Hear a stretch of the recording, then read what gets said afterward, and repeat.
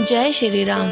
अब तक हमने सुना कि रावण का गुप्तचर शुक रावण को सलाह देता है कि आप जनक पुत्री सीता जी को श्री रामचंद्र जी को सौंप दीजिए, और फिर रावण उसको अपने दरबार से निकाल देता है। शुक श्री रामचंद्र जी की शरण में जाता है और श्री रामचंद्र जी की कृपा से अपने मुनि के स्वरूप को पा जाता है। और फिर श्री रामचंद्र जी को अभी तक समुद्र पर बैठे बैठे 3 दिन हो गए हैं और समुद्र ने उनका कुछ भी ध्यान नहीं दिया है। इस पर श्री रामचंद्र जी क्रोधित हो जाते हैं। आइए अब आगे सुनते हैं श्री रामचरितमानस। लक्ष्मण बाण सरासर आनु, सोशो बरिधि बिसिक कृसानु, सठ सन विनय कुटिल सन प्रीति, सहज कृपन सन सुंदर नीति। श्री रामचंद्र जी लक्ष्मण जी से बोले, मेरा धनुष बाण लेकर आओ, मैं अग्नि बाण से समुद्र को सुखा डालता हूँ।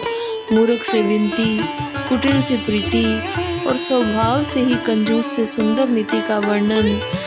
ममता रत सन ज्ञान कहानी, अति लोभी सन बिरती बखानी, क्रोध ही सम काम ही हरि कथा, उसर बीज बये फल जथा।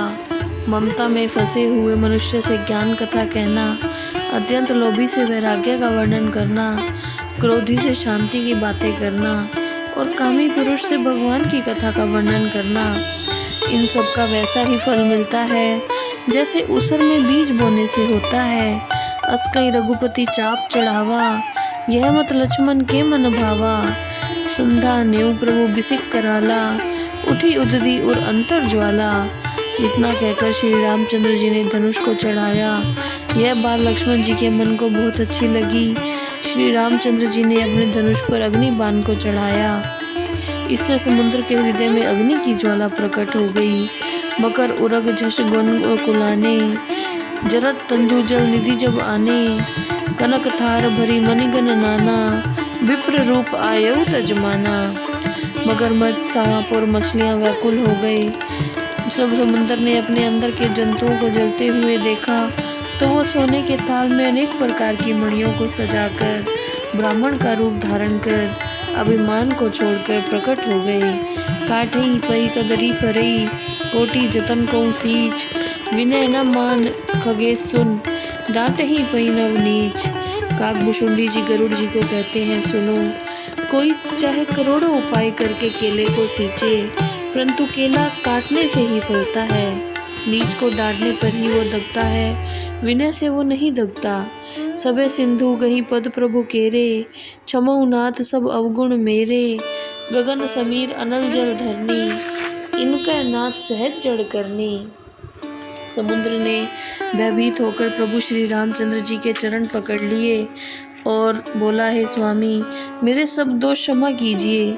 हे प्रभु, आकाश, वायु, अग्नि, जल, पृथ्वी, इन सब की करनी स्वभाव से ही जड़ होती है। तब प्रेरित माया उपजाए, सृष्टि हेतु सब ग्रंथन गाए। प्रभु आयुष जही कह जस अहि, सो तही भांति रहे सुख लही। हे स्वामी, सब ग्रंथों में ऐसा कहा गया है कि आपकी प्रेरणा से ही ये वस्तुएं माया ने सृष्टि के लिए उत्पन्न की हैं। आपकी आज्ञा जिसके लिए जैसी है वह उसी प्रकार रहने में सुख पाता है। प्रभु भल कीने मोहि सिख दीनी, मर्यादा पुनि तुमरी कीनी। ढोल गवार शूद्र प्रसुनारी, सकल ताड़ना के अधिकारी। आपने मुझे शिक्षा दी सो आपने अच्छा ही किया, परंतु मर्यादा भी आपकी ही बनाई हुई है। प्रभु प्रताप में जाप सुखाई, उतरही कटक न मोर बढ़ाई। प्रभु आज्ञा अपेल श्रुति गाई, करऊं सो बेगी जो तुम्हारी सहाई। हे भगवान, आपके प्रताप से मैं सूख जाऊं और सेना पार उतर जाए, परंतु मेरी मर्यादा समाप्त हो जाएगी। वेदों में कहा गया है कि आपकी आज्ञा अटल है। आपको जो अच्छा लगे मैं फौरन वही करूँगा। सुनत विनीत वचन अति, कह कृपाल मुस्काई। जेहि विधि उतरे कपे कटक, तात सो कहो उपाई। समुद्र के अत्यंत विनीत शब्दों को सुनकर श्री रामचंद्र जी बोले, हे तात, वह उपाय बताओ जिससे वानर सेना पार उतर जाए। नाथ नील नल कपि दो भाई, लरिकाई ऋषि आशीष पाई। तिन्ह के परस किए गिरि भारे, करहीं जल्दी प्रताप तुम्हारे। समुद्र बोला, हे स्वामी, नल और नील तो वानर भाई हैं। उन्होंने लड़कपन में ऋषि से आशीर्वाद पाया था। उनके छूने से भारी पर्वत भी आपके प्रताप से मेरे ऊपर तैरने लगेंगे। मैं पुनि ऊर्धरि प्रभु प्रभुताई, करऊं बल आन अनुमान सहाई। एहि विधि नाथ परोधि बंधाई, जही ऐ सुजस लोक कहूँ गाई। मैं भी प्रभु की प्रभुता को हृदय में धारण कर अपनी शक्ति के अनुसार सहायता करूँगा। हे स्वामी, इस प्रकार आप मेरे ऊपर पुल बंधवाइए, इससे आपकी कीर्ति तीनों लोकों में गाई जाएगी। यही सर मम उत्तर तटवासी, हतऊ नाथ खल नर अगरासी। सुनी कृपाल सागर मन पीरा, तुरत ही हरि नाम रंधीरा। इस बाण से मेरे उत्तर तट पर रहने वाले पाप के राशि दुष्टों का संहार कीजिए। दयालु श्री रामचंद्र जी ने यह सुनकर समुद्र के मन की पीड़ा को तुरंत ही हर लिया। देखी राम बल पौरुष भारी, हर्षि पयोनिधि भयो सुखारी। सकल चरित कहीं प्रभु सुनावा, चरण बंदी पात होती सिधावा। श्री रामचंद्र जी के अपार बल और पुरुषार्थ को देखकर समुद्र हर्षित होकर सुखी हो गया।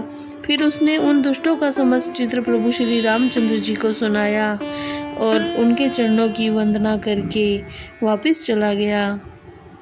निज भवन गवनेऊ सिंधु श्री रघुपति, यह मत भायऊ।